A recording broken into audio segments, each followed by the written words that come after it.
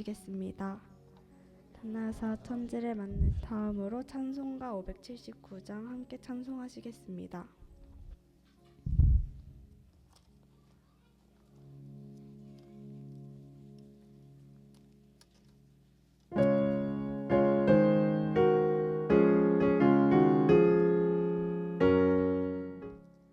아멘. 김효선 성도님께서 대표로 기도해 주시겠습니다.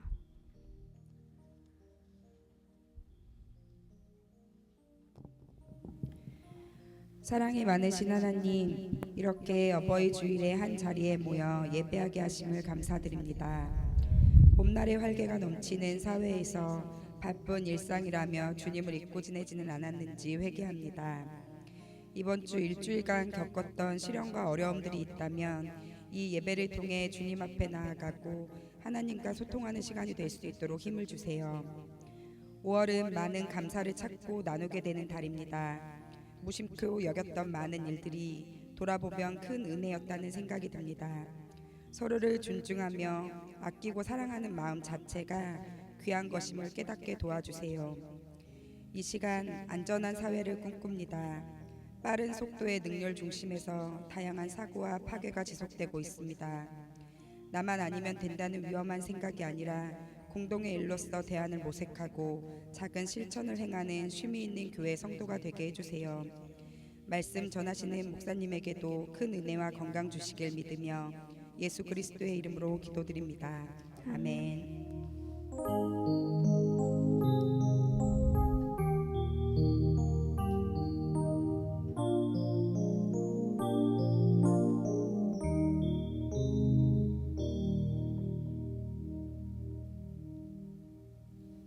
성경 말씀은 이시은 학생이 봉독해 주시겠습니다.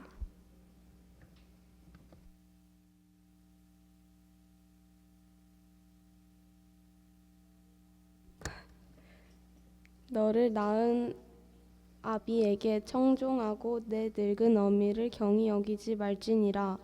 진리를 사되 팔지는 말며 지혜와 훈계와 명철도 그리할지니라. 의인의 아비는 크게 즐거울 것이요 지혜로운 자식을 낳은 자는 그로 말미암아 즐거운 것이니라. 내 부모를 즐겁게 하며 너를 낳은 어미를 기쁘게 하라. 아멘.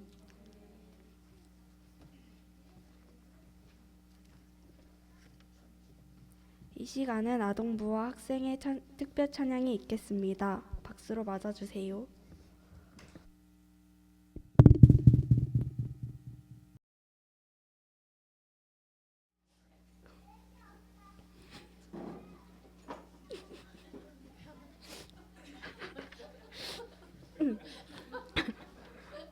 박일영 목사님.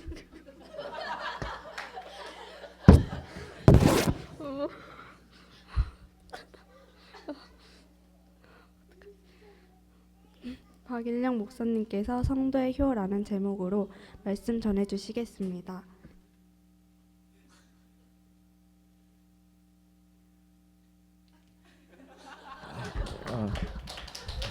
네, 아직 안 끝났습니다. 땀이 나 이제. 봐봐, 이 자리는 좀 잘 눈물이 나는 자리예요. 왠지 모르겠지만, 그지? 자, 그 찬양하면서 우리 특송하면서 또 우리 그 뭐라 그럴까요? 태율이의 그 백댄싱, 예, 아주 잘 어울렸던 것 같습니다. 오늘은 어버이 주일입니다. 우리 오늘 함께 나눌 말씀은요, 어떤 면에서는 정말 너무 당연한 얘기를 오늘은 할 겁니다. 너무나 당연한 얘기라서 너무 뻔하다라고 생각할 수도 있지만, 그러나 성경은 효에 있어서는 세상적인 것과 다르지 않다라는 것을 우리가 좀 확인하고, 또 오히려 효에 있어서는 상식적이라는 얘기를 함께 좀 나누려고 합니다. 그러면서 성경의 효와 우리를 함께 생각해 보면서 하나님 은혜의 말씀이 되기를 주의 이름으로 축원합니다. 미국에서 나이든 노부인이 남편이 돌아가셨어요. 그래서 남편의 장례식에 대해서 목사님과 의논을 했습니다. 그래서 그 노부인은 목사님께 강력하게 화장을 요구하면서, 보통 미국에서는 매장을 많이 하거든요. 근데 화장을 요구하면서 그 이마트나 월마트 주변에 뿌려달라고 그랬답니다. 그래서 뭐 왜 그러시냐고 그랬더니 이제 그래야 일주일에 두세 번씩 자녀들이 방문할 거라고 이렇게 얘기를 했다고 합니다. 좀 살벌한 농담인가요? 몇 해 전에 신문에 기고되었던 내용입니다. 한 아버지의 고백이죠. 29살에 그는 14시간을 기다려서 자식의 울음소리를 들었다라고 말합니다.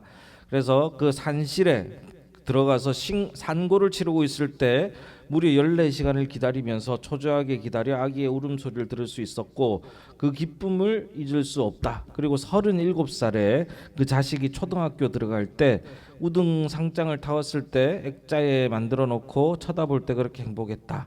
그리고 48살에 자식이 대학 입학한다고 입학 시험을 치르게 될 때 아버지는 직장에 나가기는 했지만 하루 종일 손에 잡히지 않고 가슴이 울렁거리고 초조할 수가 없었다. 내 생애 가장 초조한 시간으로 기억된다 라고 얘기했습니다. 그리고 53살 때 첫 월급을 자식이 타서 내 내일을 사왔을 때 쓸데없는데 돈 썼다고 일단 나무랐지만 밤이 늦도록 내일을 입어보고 또 만져보고 하면서 행복했었다고 말합니다.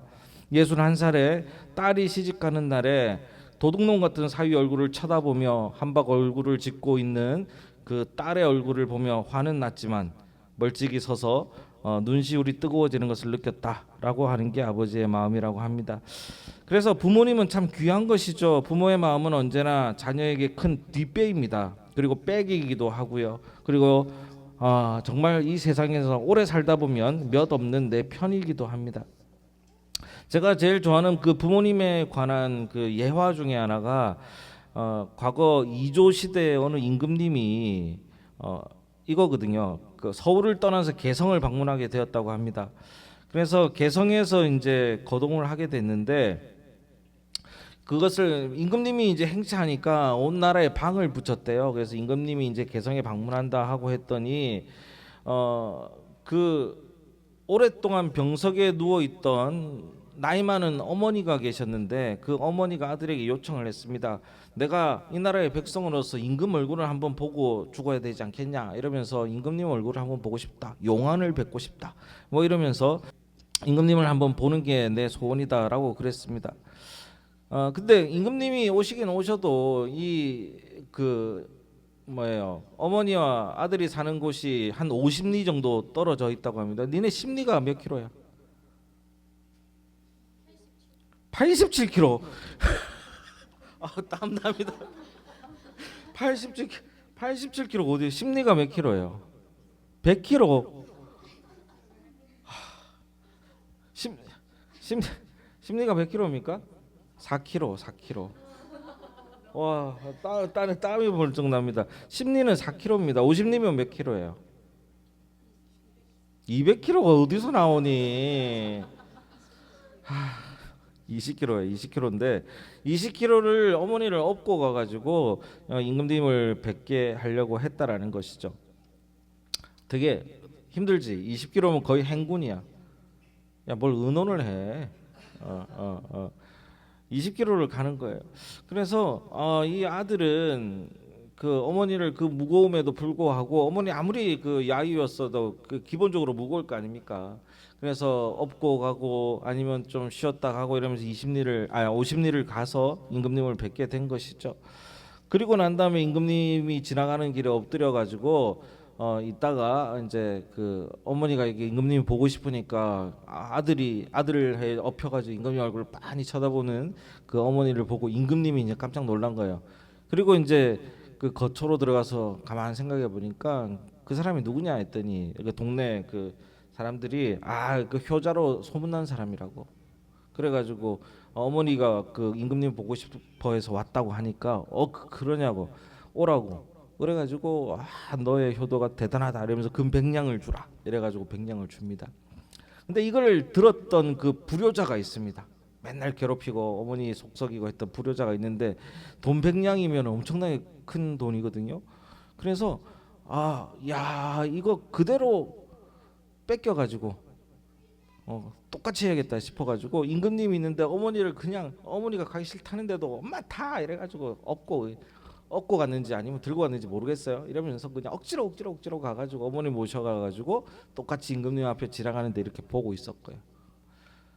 그러니까 임금님이 이제 딱 보고 또 있네 이런 마음으로 갔는데 근데 또 불렀어요. 지방의 그 관리자한테 쟤는 누구냐 이랬더니 쟤는 불효자로 소문난 사람이라고.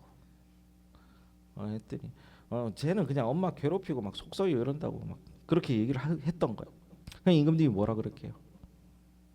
시은아 뭐라 그랬을 것 같아? 뺏어라. 뭐라 그랬을 것 같아요? 나쁘다.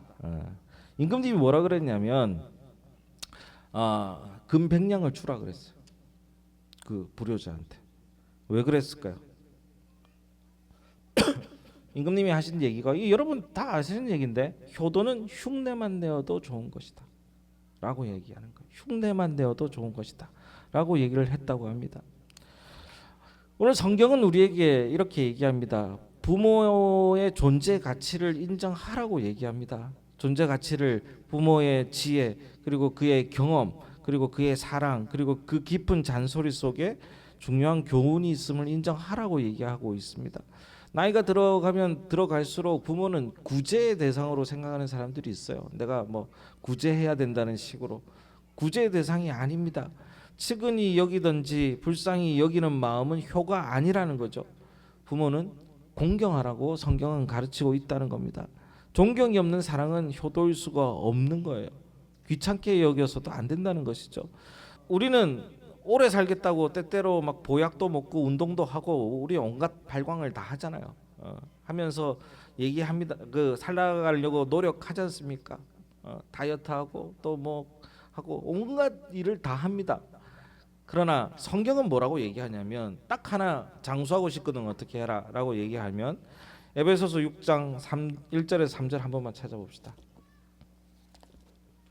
에베소서 신약 성경입니다. 자녀들아 주 안에서 너희 부모에게 순종하라 이것이 옳으니라. 내 아버지와 어머니를 공경하라 이것은 약속 있는 첫 계명이니 3절을 함께 읽을게요. 시작. 이로써 내가 잘되고 땅에서 장수하리라. 그러니까 장수의 비결을 성경은 정말 애매하게도 그 효도로 삼은 거예요. 부모를 공경한다라는 데 삼은 겁니다. 부모 박대하면서 우리가 막 그 오래 살고 뭐 이러는 것은 안 된다라는 거. 이거 비성서적이라는 겁니다. 이스라엘이 강한 이유 중에 하나가 성경에 따르면서 부모님을 공경하기 때문입니다. 그리고 전승과 전통을 중요하게 여깁니다. 그래서 유대인들이 얘기하다가 그 분리하면 뭐라고 얘기하냐면 이건 조상 때부터 내려오는 전통이요. 이러면은 입을 못 연대요. 전통이요. 그러니까 전통이라는 그 권위가 갖고 있는 게 그렇게 대단하다고 합니다. 조상과 부모의 권위를 두고 있는 것이죠. 결국 성서도 효를 말하면서 그 권위를 부모에게 충분히 주라고 얘기하고 있는 겁니다. 그러면 효도는 어떻게 해야 되느냐라는 것을 성서는 어떻게 얘기하고 있는지 야곱을 통해서 좀 함께 보려고 하거든요. 먼저 우리가 볼 것은 뭐냐면 부모님들이 바라는 게 뭐냐면 부모님들이 원하는 게 뭐냐? 얘들아. 자식이 잘 되는 거. 그러니까 당연히 그걸 원하지. 근데 니네 잘 되는 거잖아. 그래요. 그것도 맞습니다. 챙겨주는 거? 챙겨주는 거. 또 그래요. 건강한 거. 그것도 맞습니다. 근데 가장 큰 효도의 방법 중에 하나가 뭐냐면 부모님을 자랑스럽게 여기는 거예요. 자랑스럽게. 아브라함 링컨의 아버지가 뭐 하는 사람인 줄 아세요? 구두 만드는 수성공이었습니다.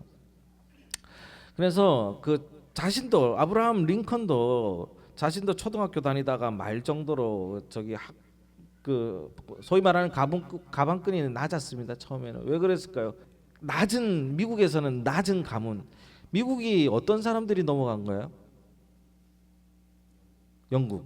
영국은 드라마 보면 뭐 나옵니까?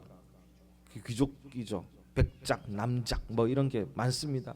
그래서 그 미국에도 알게 모르게 사회적인 계급이 존재하고 있다고 해요. 지금도 있고. 그래서 그 가문이 있었는데 링컨의 가문은 되게 하층민이었다라는 거예요. 중층 조금 밑에 그 정도 되는 사람이라고 합니다. 그래서 그 대통령이 됐는데 상원 의원 국회 나가가지고 연설을 하는데 상원의원에 있는 사람이 뭐라고 했냐면 당신같이 무식한 사람을 대통령으로 모시게 된 것에 대해서 참 우리는 다시 없는 불행입니다 그랬대요. 연설을 하는데 이런 모욕을 주고 막 그렇게 얘기하면서 또 뭐라고 얘기하냐면 당신 아버지는 구두나 수선하는 사람인데 그런 천한 사람의 아들이 우리가 대통령으로 모시게 됐으니 이 나라가 어떻게 되겠느냐 하면서 한탄을 했답니다. 그 당시에 상원 의원들이. 근데 이제 링컨 대통령은 정치가잖아요. 또 막 싸울 수는 없고 멋있게 받아 넘깁니다. 대단히 감사합니다 하면서 오랫동안 잊고 살았는데 내가 우리 아버지가 바로 구두 수송공이었다라는 사실을 나는 자랑스럽게 여깁니다라고 얘기를 하는 거예요. 그러면서 우리 의원님 구두 떨어지면 제가 고쳐드릴 테니까 갖고 오세요라고 얘기를 하면서 넘겼다고 합니다. 그러면서 전혀 부끄럽게 생각하지 않습니다라고 얘기하는 거예요. 그러면서 그렇게 얘기하는 게 사실은 효도인 거죠. 그러니까 부모님을 자랑스럽게 여길 수 있어야 됩니다. 직업이 어떻든 귀천이 무엇을 하든지 간에 자랑스럽게 여길 수 있는 게 자녀의 도리인 것이죠. 우리가 자녀 교육, 우리의 자녀들이 있잖아요. 바로 하고 싶다면 뭐예요? 효도해야 되는 겁니다. 효도. 여러분 제가 하는 얘기는 다 상식적인 얘기예요. 내가 내 부모님께 효도하지 못하는데 우리의 자녀가 나한테 효도하기를 바라는 것은 참 무리인 것이죠. 무리인 것이죠. 성경에는요 여러 가지 그 부모님과 자녀에 관한 얘기 중에 하나가 나오는데 이제 요셉이라는 사람이 하나가 나오거든요. 요셉은 누구의 아들일까요? 5, 4, 3, 2 야곱 야곱의 아들입니다. 야곱의 아들이 여러 명이 있었죠. 여러 명이 있는데 르우벤부터 쭉 있는데 야곱이 제일 아끼던 사람이었잖아요. 그러니까 그 주변에 요셉이 근데 아끼던 이 야곱이 어렸을 때 소위 말해서 네 가지 싸가지도 없네. 그러니까 형들이 다 있는데 아버지가 제일 사랑했거든. 근데 와가지고 한다는 얘기가 꿈을 꿨는데 별들이 나한테 절을 했다. 어떻게 하는 건지 모르겠어. 별이 어떻게 절을 하는지 모르겠어. 별들이 나한테 절을 했다. 그러니까 형들은 뭐라고 받아들였냐면 별이 자기들이라고 생각한 거야. 그러면서 절을 했다. 화나는데 또 있다 보니까 뭐 해와 달이도 나한테 절을 했대. 엄마 아빠가 절을 했대. 얘 안 될 놈이구나 해가지고 아무리 그래도 그렇지 형들이 어떻게 했냐면 야곱을 죽이려고 했어. 근데 그 형 중에 하나 유다라는 형이 죽일 것까지 있냐 살리자 이래가지고 이집트에다 팔아먹습니다. 그러니까 이집트로 팔려가가지고 노예 생활을 해요. 하다가 뭐 여러 가지 일들이 있겠지만 우연찮게 발탁이 돼가지고 나중에는 애굽의 총리, 그러니까 넘버 2 왕 밑에 총리가 되기까지 됩니다. 그러면서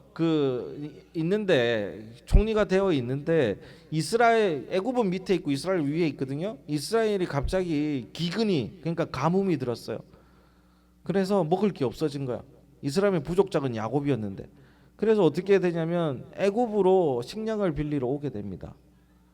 그때 누구랑 만나냐? 요셉이랑 만나는 거야.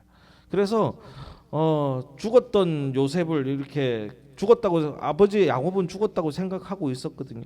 근데 요셉이 살아 있다는 나중에 얘기를 듣고 난 다음에 얼마나 기뻤는지 몰라요. 그래서 자식을 보러 간다는 마음에 요셉이 어떻게 됐냐면 건강을 얻게 됐어요. 건강을.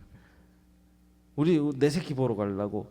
그래서 그 창세기에 보면 요셉이 자기들에게 부탁한 모든 말로 아비들에게 이야기하며 야곱이 요셉 자기를 태우려고 보낸 수레를 보고 기운이 소생한지라 이렇게 표현합니다. 기운이 소생한지라.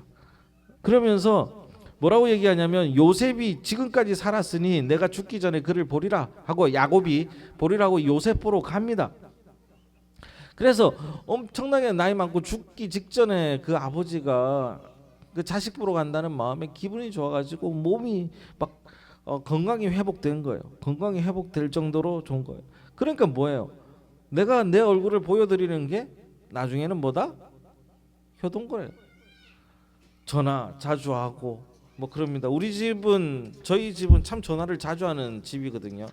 그래서 마마보이라고 불릴 정도로 저는 좀 자주 하는 편입니다. 근데 우리 사모님은 미안해요. 냉정해. 그러니까 집안 자체가 전화하는 스타일이 아니야 서로. 큰 전화 오면은 야 무소식 희소식이다라는 거죠. 저희 자녀들은 저를 본받기를 바랍니다. 자주 연락하는 게 기분이 좋은 거라니까요. 자꾸 전화해야 돼요. 문자라도 보내드리고 여러분도 그렇게 되기를 바라요. 별거 아니라도 그거 문자 한 통 해주면 되게 좋아하신다니까요. 또한 효도 중에 하나가 뭐냐면 아까 얘기하는 게 우리 주혜가 얘기한 것처럼 내가 잘 돼야 또 효도인 것이죠. 아무리 내가 옆에 있고 부모님을 자랑스럽다고 해도 자녀가 정말 힘들고 괴롭고 고통 속에서 살아가는 걸 본다면 부모님의 마음은 어떻겠습니까? 괴로움 그 자체인 거예요. 괴로움 그 자체인 거예요. 요셉은요 아버지에게 처음은 그 어쩔 수 없이 아픔을 드렸지 않습니까?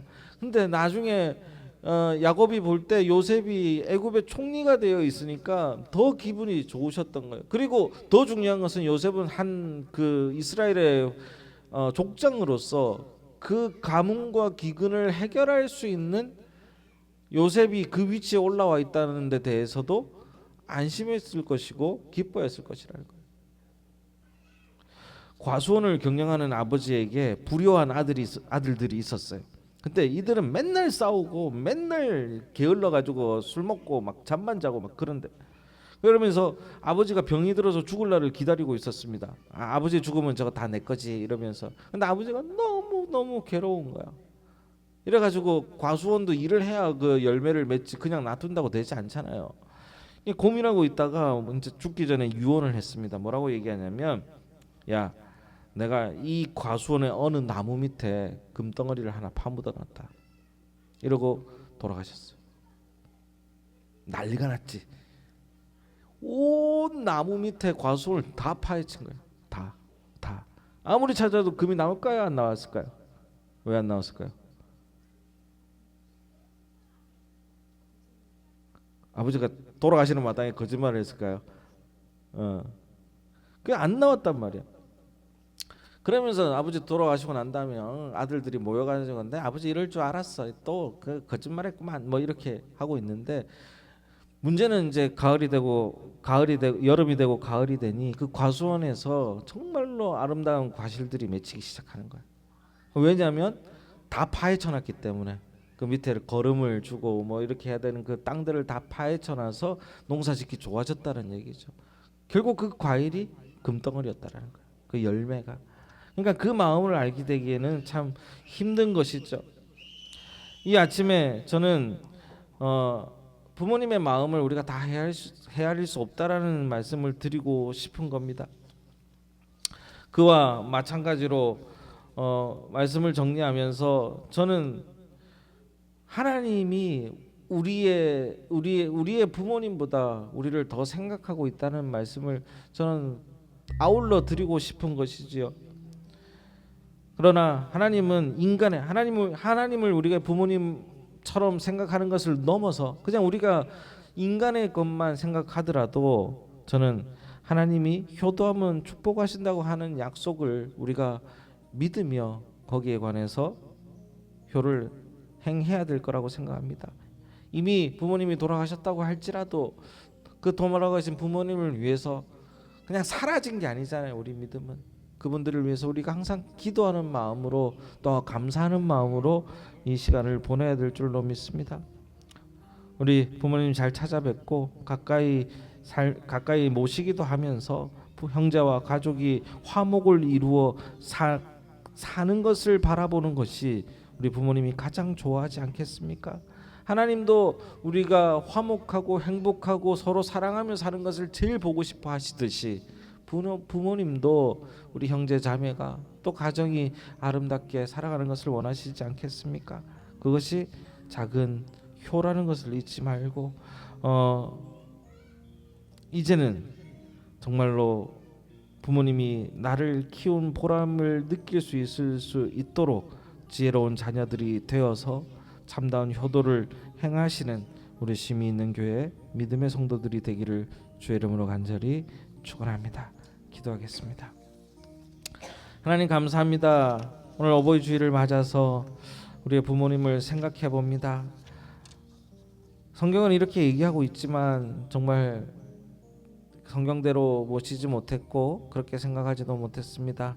하지만 저희들 하나님의 마음 가운데서 정말 성경대로 부모님들을 생각하고 그분들을 위해서 기도하며 공경하는 삶을 살게 주님 도와주시옵소서. 그 좋은 전통이 이어져서 우리 자녀까지 또 자녀를 이어져서 그 자녀까지 아름다운 사랑과 행복의 전통이 이어질 수 있도록 주님 도와주시옵소서. 예수 그리스도 이름으로 기도합니다. 아멘.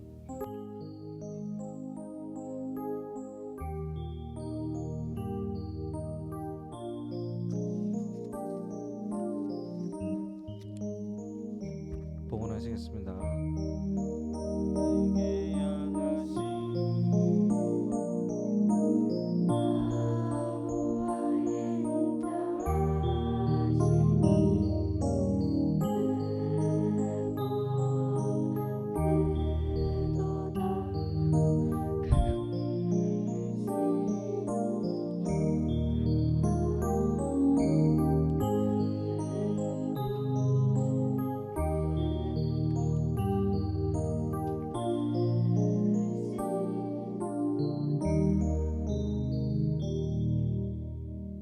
목사님께서 광고해 주시고 찬양 후에 축도를 마치겠습니다. 감사합니다.